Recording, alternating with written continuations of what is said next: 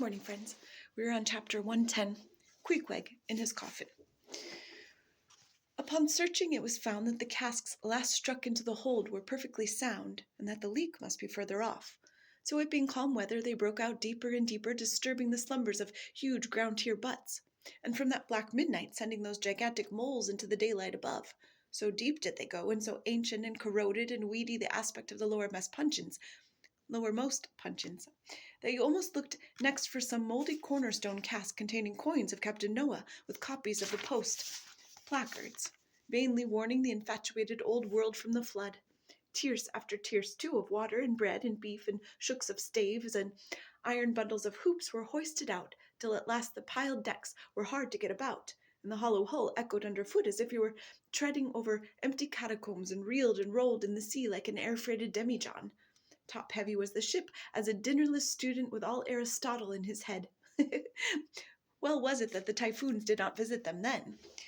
Now at this time it was that my poor pagan companion and fast-bosom friend Queequeg was seized with a fever, which brought him nigh to his endless end.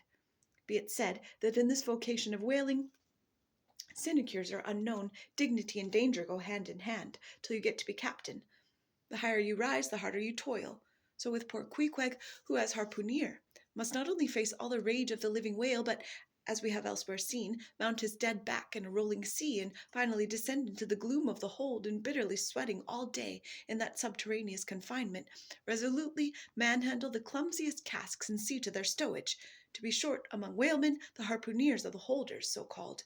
Poor Queequeg, when the ship was about half disemboweled, you should have stooped over the hatchway and peered down upon him there, where, stripped to his woolen drawers, the tattooed savage was crawling about amid that dampness and slime like a green-spotted lizard at the bottom of a well. And a well or an ice-house, it somehow proved to him, poor pagan, where, strange to say, for all the heat of his sweatings, he caught a terrible chill which lapsed into a fever, and at last, after some days' suffering, laid him in his hammock, close to the very sill of the door of death. How he wasted and wasted away in those few long-lingering days, till there seemed but little left of him but his frame and tattooing. But as all else in him thinned, and his cheekbones grew sharper, his eyes nevertheless seemed growing fuller and fuller. They became of a strange softness of lustre, and mildly but deeply looked out at you there from his sickness, a wondrous testimony to that immortal health in him which could not die or be weakened. And like circles on the water, which as they grew fainter expand, so his eyes seemed rounding and rounding like the rings of eternity. An awe that cannot be named would steal over you as you sat by the side of this waning savage and saw as strange things in his face as any beheld who were bystanders when Zoroaster died.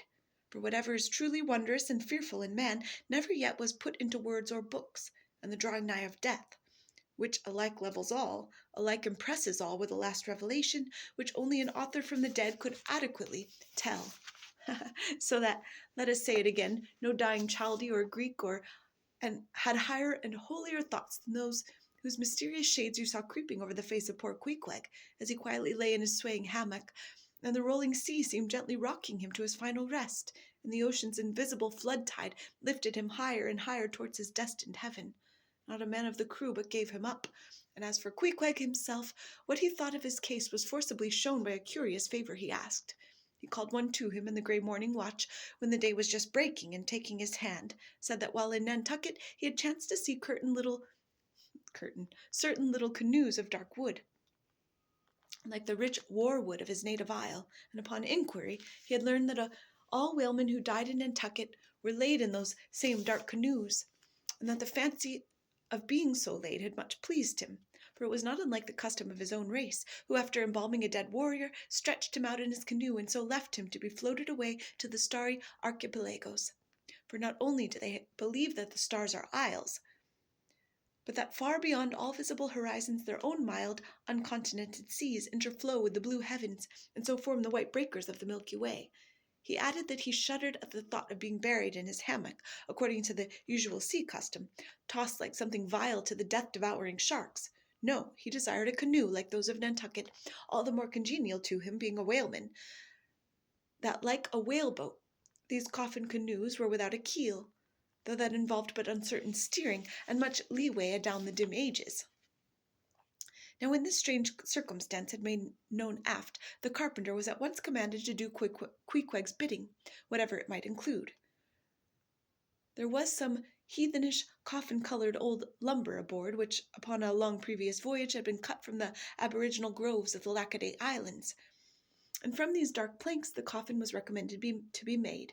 No sooner was the carpenter apprised of the order than, taking his rule, he forthwith, with all indifferent promptitude of his character, proceeded into the forecastle and took Queequeg's measure with great accuracy, regularly chalking Queequeg's person as he shifted the rule. "Ah, poor fellow, he'll have to die now," ejaculated the Long Island sailor, going to his vice bench. The carpenter, for convenience sake and general reference, now transferringly measured on it the exact length the coffin was to be, and then made the transfer permanent by cutting 2 notches at its extremities. This done, he marshalled the planks and his tools, and to work. When the last nail was driven and the lid duly planed and fitted, he lightly shouldered the coffin and went forward with it, inquiring whether they were ready for it yet in that direction. Overhearing the indignant but half-humorous cries with which the people on deck began to drive the coffin away, Queequeg, to everyone's consternation, commanded that the thing should be instantly brought to him.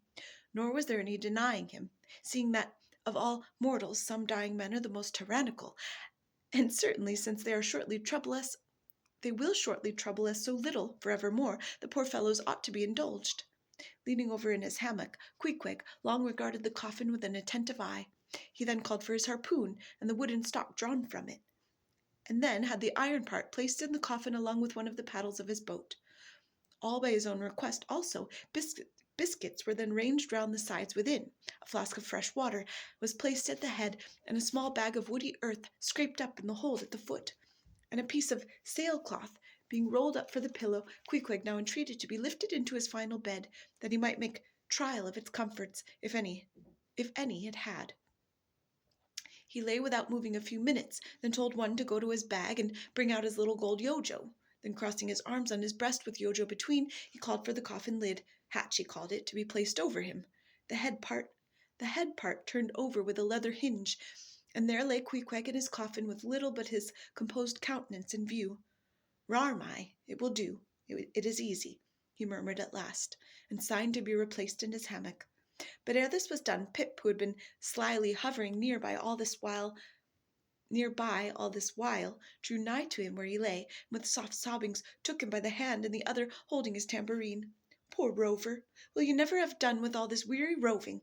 Where go ye now? But if the currents carry ye to those sweet Antilles, where the beaches are only beat with white lilies, will you do one little errand for me? Seek out one Pip, who's now been missing long. I think he's in those far Antilles. If you find him, then comfort him, for he must be very sad. For look, he left his tambourine behind. I found it, rig-a-dig-dig. Now, Queequeg, die, and I'll beat ye your dying march."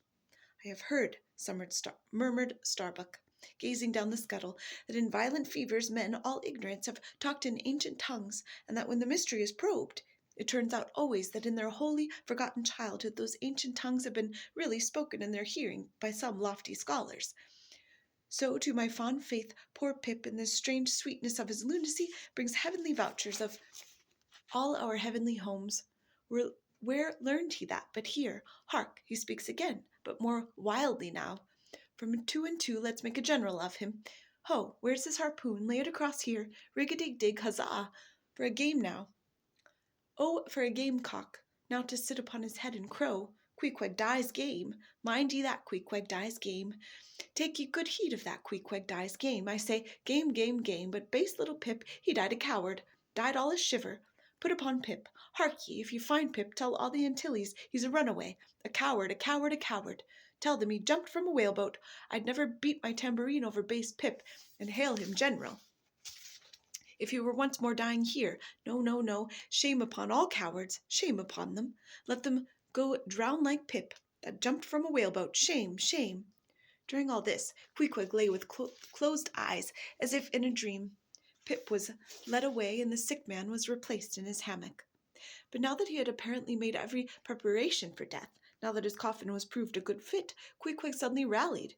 Soon there seemed no need for the carpenter's box, and thereupon, when some expressed their delighted surprise, he, in substance, said that the cause of his sudden convalescence was this: At a critical moment, he had just recalled a little duty ashore which he was leaving undone, and therefore had changed his mind about dying. He could not die yet, he averred.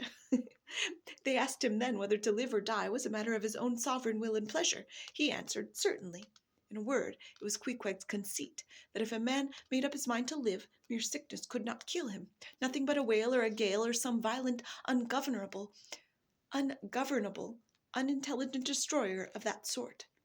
Now, there is this noteworthy difference between savage and civilized, that while a sick civilized man may be 6 months convalescing, generally speaking, a sick savage is almost half well again in a day.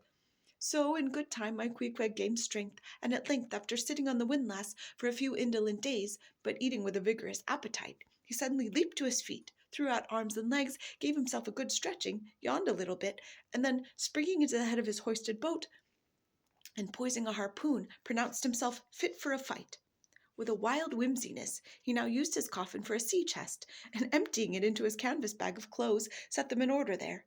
Many spare hours he spent in carving the lid with all manner of grotesque figures and drawings, and it seemed that hereby he was striving in his rude way to copy parts of the twisted tattooing on his body, and this tattooing had been the work of a departed prophet and seer of his island, who by those hieroglyphic marks had written out on his body a complete theory of the heavens and the earth, and a mystical treatise on the art of attaining truth, so that Queequeg in his own proper person was a riddle to unfold, a wondrous work in one volume, but whose mysteries not even himself could read, though his own live heart beat against him, and these mysteries were therefore destined in the end to moulder away with a living parchment whereon they were inscribed, and so be unsolved to the last.